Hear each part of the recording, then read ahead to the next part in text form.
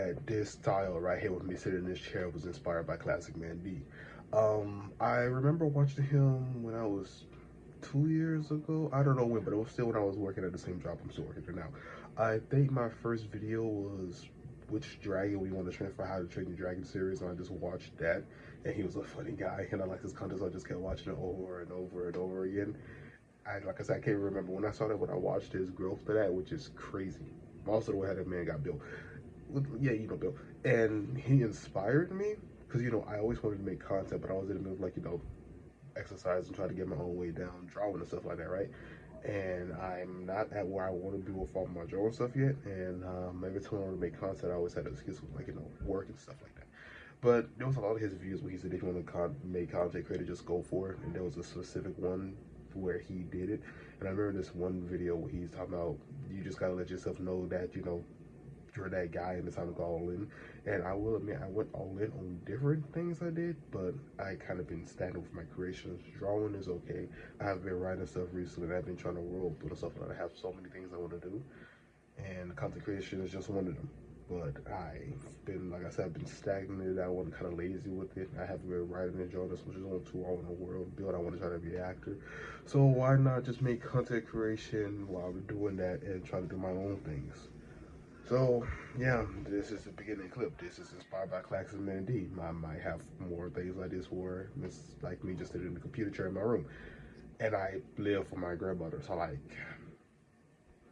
gotta stay in my room for this. I don't know, maybe I could be sitting in a bed or something like that, or a bathroom. I don't know, something to be different from him. But this is inspired by him.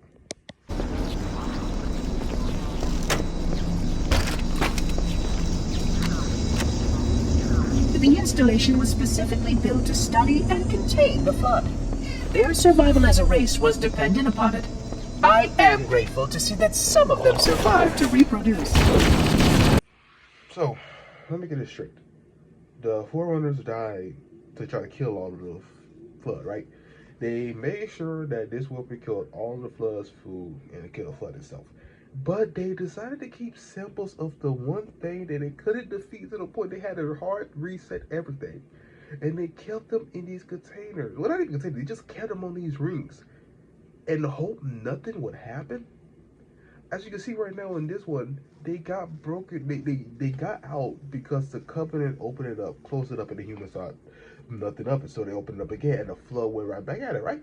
But on Delta Halo, the one in Halo 2, when they got there, the flood was pretty widespread. Now you can say that again, the Covenant opened it up, but it don't matter. They had a grave mine.